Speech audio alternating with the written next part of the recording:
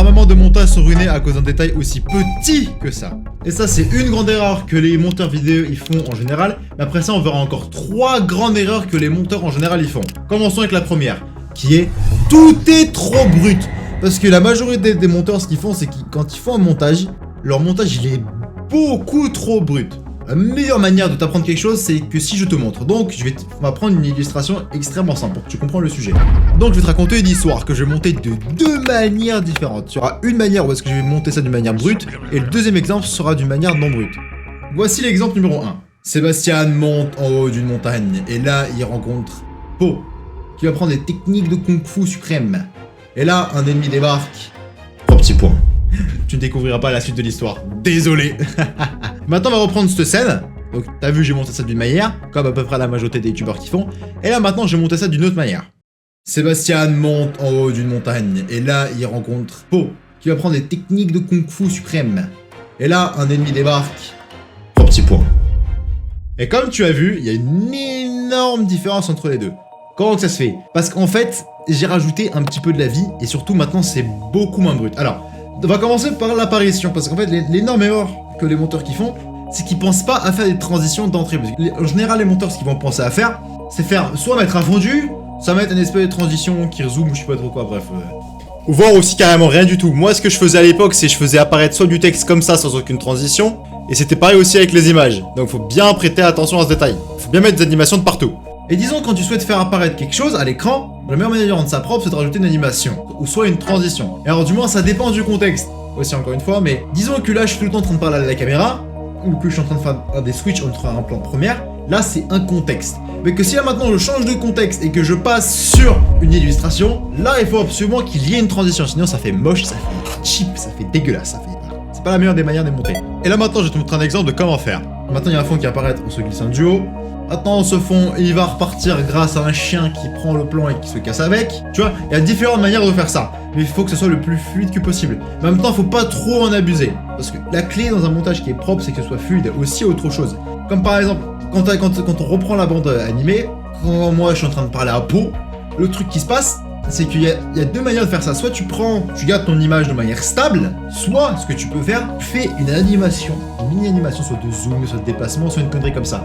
Déjà ça c'est tout petit comme détail, mais ça rajoute énormément de charme. Au passage, oublie pas, après on a encore 3 autres secrets qui sont incroyables. Parce que une fois que tu auras résolu ces problèmes-là, tu auras un montage qui est lui incroyable. La meilleure manière que tu t'en rendes compte de tes erreurs, c'est que tu prêtes maintenant attention à ma vidéo et comment que les éléments sont eux animés. Comme tu vas voir, tout est animé. Il n'y a rien qui apparaît à l'écran comme ça, qui disparaît à l'écran comme ça, sauf si c'est dans le même contexte. Genre, tu passes de l'écran à la cam.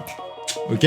Maintenant, on va encore voir 3 points où est-ce que les monteurs vidéo en général, ils se plantent. Erreur numéro 2, l'audio. La majorité des monteurs vidéo, ils négligent l'audio. Je suis sérieux. Et pourtant, il n'y a rien de plus important que l'audio. Dream, il a monté des vidéos, il a fait des vidéos Minecraft avec 0 montage. Entre guillemets, parce qu'il n'y a pas d'animation, il n'y a rien. C'est juste un rush qui a été des rushs. Et il a mis de la musique par-dessus et ça fait des excellentes vidéos. T'as pas besoin de te faire chier à rajouter des montages. La clé d'un bon montage, c'est si tu as un bon sound design. Là maintenant, tu peux poser la question, comment faire un bon sound design? Et pour ça, il y a plein de manières différentes. Déjà de 1, on va commencer par l'essentiel numéro 1 qui est la musique. Il n'y a rien de plus important que la musique. Ça fait peut-être 50 à 60% du boulot. Et ça peut donner un thème. Parce qu'en fait, ça dépend qu'est-ce que tu veux te donner. Par exemple, je pense que tu as dû voir, je pense que tu as dû l'entendre dans mes vidéos. Si c'est la première que tu regardes, abonne-toi.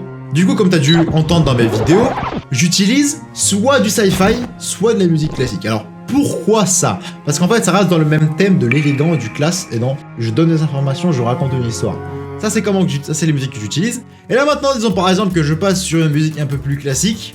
Donc voilà, donc comme t'entends, actuellement, si je devais rester sur ce ton-là et que je parlais avec ce ton-là, très honnêtement, c'est chiant et c'est pas ouf, ça va pas ensemble. Tu vois, en plus, surtout vu comment je suis habillé comme un beau gosse, ça passe pas. Et maintenant, disons que si je garde le même thème et que là, maintenant, comme t'entends depuis tout à l'heure, j'utilise une musique un peu beat, un peu trap, ça peut passer, mais c'est plus du tout le même thème et ça donne un effet un peu plus cool. Mais l'aspiration n'est pas aussi importante. Parce que vraiment, quand tu utilises la bonne musique au bon moment, les gens ils vont rester collés à tes vidéos. Par exemple, là maintenant, si je sais quoi, je vais donner des informations comme ça gratos. Pour ça, il faut que tu développes une oreille parce que chaque type de contenu a une type de musique bien définie par elle. Le meilleur exercice à faire, c'est de regarder des vidéos et de prêter attention. Donc dès maintenant, quand tu regardes une vidéo, moi c'est un truc que je fais systématiquement. C'est même pas j'y pense maintenant, c'est un automatisme. Quand je vois quelque chose, je fais boum boum boum boum et je vole des informations des autres. Parce qu'effectivement, malgré que mon montage il est excellent, je peux encore apprendre des choses. Donc à chaque fois que quand tu regardes une vidéo, il faut que tu prêtes attention aux musiques utilisées et même en général aux effets utilisés. Ensuite, autre chose. Les effets sonores, c'est super important. Alors aussi, bon, d'abord, avant de passer aux effets, parce que là maintenant je vais t'apprendre quelque chose qui est incroyable. Et ça, j'ai mis vraiment du temps à apprendre, mais ça c'est... Quand tu sais ça, c'est incroyable. On va commencer d'abord par utiliser quelques règles. T'expliquer quelques règles de montage. 1, il faut que quand tu parles, il faut que ton son soit nivelé sur le même niveau. C'est-à-dire que quand tu parles, voilà, faut qu'il n'y ait pas de... C'est-à-dire que quand je suis là, ou quand je suis en train de parler comme ça, certes, la qualité du microphone elle dégrade, mais ça reste au même niveau. Et pour ça, si tu veux, t'as un outil qui existe. Alors, hop, je vais te montrer vite fait. Tu prends tout ton audio, où est-ce que tu parles, hop là, et tu vas dans le panneau audio, et tu cliques, et tu prends, ou soit tu ouvres le panneau l'audio essentiel, essential sound en anglais, tu cliques sur dialogue, et tu prends la voix d'un homme. Et là maintenant, t'as un son qui est entièrement nivelé automatiquement en 3 secondes. Les effets sonores doivent être moins forts que ta voix. Voilà, ça c'était les 2-3 règles de base. Ensuite, comment avoir des bons effets sonores? C'est une technique qui est super simple, mais ton montage il va littéralement progresser par 2. Et les gens ils vont percevoir ton montage d'une meilleure qualité parce qu'en fait il est d'une meilleure qualité. En fait je me suis rendu compte, il y a une règle qui est très importante à utiliser si tu veux un bon sound design d'effets sonores, c'est d'utiliser des sons que personne n'utilise. Ça en fait ça s'applique à peu près à tout et n'importe quoi. Quelque chose de bien ou d'excellent, c'est quelque chose qui sort de la norme. Comme par exemple les standards de beauté, il y a nous, les gens normaux, et ensuite t'as les top modèles. Elles sont au-dessus, elles sont belles, mais l'objectif d'être une personne qui est belle, c'est une personne physiquement. C'est une personne qui est différente des gens normaux. Pourquoi une Ferrari, c'est une très belle bagnole? Parce que personne n'a une Ferrari. Tu vois ce que je veux dire? C'est ça l'objectif. Les choses qui sont belles, c'est des choses qui sont uniques. C'est pareil avec le montage, ça veut dire que si t'es comme à peu près monsieur, madame, tout le monde et tu utilises des whoosh, c'est dégueulasse. Est-ce que tu m'as vu utiliser des whoosh? Non. Parce qu'en fait, les whoosh, ça donne un effet très cheap à ta vidéo. Parce qu'en fait, tout le monde fait la même chose et tu ressembles à la même vidéo que tout le monde. Alors que moi, comme par exemple, à chaque fois, tu as dû remarquer que mon sound design, il est différent. Enfin, soit j'utilise des sons glitch, soit j'utilise des sons complètement aléatoires. Et pour ça, la meilleure manière, c'est d'aller par exemple sur un site comme Pixabay et tu te balades dans les effets sonores et tu regardes qu'est-ce qui passe. Ou soit tu regardes mes vidéos et tu me pompes complètement. Donc voilà, je t'ai appris 3 techniques de sound design. Et déjà là, ton montage, il va progresser d'un truc de malade. Maintenant, les gens font encore 2 grandes erreurs. Mais avant ça, j'ai un petit message. Mais t'inquiète pas, les 2 erreurs que les gens ils font en général, quand tu les sauras et quand je t'aurai donné ma leçon, tu vas être super content. Si t'as besoin d'un monteur vidéo, voilà où est-ce que je suis. Si t'en as besoin, tu m'envoies un mail, on en parle et je vais commencer à travailler pour toi et faire des montages. Soit moi, soit quelqu'un de mon équipe. Me voici. L'erreur numéro 3 que les gens ils font en général, c'est qu'en fait ils utilisent des ressources de mauvaise qualité. Alors, mais j'ai vu une erreur que les gens ils font en général et quand j'ai vu ça j'ai fait mais waouh, qu'est-ce qu'ils me font les gens? J'ai vu un youtubeur hardware, un youtubeur qui parle de PC quoi en gros. Le truc que j'ai vu, qui m'a sincèrement étonné, c'est qu'en fait il utilisait des effets mais complètement aléatoires. Donc tu dois absolument utiliser des ressources adéquates. Allez, maintenant on passe à l'erreur numéro 4 que les gens ils font, qui est elle horrible. C'est que les gens ils ne maintiennent pas ils ne gardent pas un rythme normal de vidéo. Et ça c'est horrible. Quand vous prenez un rythme, vous le gardez.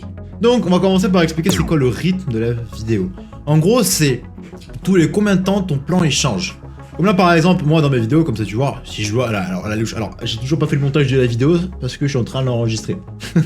Donc logiquement, ça, je change un changement de plan environ toutes les 10 ou 20, entre 10 à 20 secondes et je ne change pas. C'est-à-dire que je vais pas commencer à faire des changements de plan super intenses ou toutes les 3 secondes comme si c'était TikTok, mais je vais pas non plus rester comme ça sur la caméra parce que je parle pendant 1 minute. Parce que tout simplement, les gens ils vont se faire chier. Donc en fait, il y a un yin et un yang à respecter. Donc ça c'est une erreur que je vois énormément de gens, c'est-à-dire que par exemple ils font des intros, alors comme à peu près tout le monde, où est-ce qu'on booste, mais ça veut dire qu'il y a des gens, ce qu'ils font, ils font des intros qui sont elles incroyables avec des très bons montages, et ensuite ils laissent leur dérush. C'est-à-dire que leur première pro il ressemble à ça. Faut que ton niveau, en fait c'est un niveau de qualité reste à peu près le même. Et le rythme de la vidéo. C'est-à-dire que du coup il faut que tu gardes le même changement de plan tous les certains temps. Alors. Mais malheureusement il y a encore plein de gens qui font des erreurs aussi quand il s'agit d'utiliser Premiere Pro correctement. Déjà tu as dû voir mon Premiere Pro il est disposé d'une manière bizarre, c'est normal. Donc pourquoi il faut absolument éradiquer ces erreurs là? C'est parce qu'en fait tu perds énormément de temps, donc tu perds de l'argent. Donc tu dois absolument éradiquer ces erreurs là. Sinon, tu seras un monteur absolument merdique et tu vas jamais t'en sortir. Si tu connais c'est quoi ces erreurs que les gens ils font en général avec Premiere Pro, clique sur cette vidéo.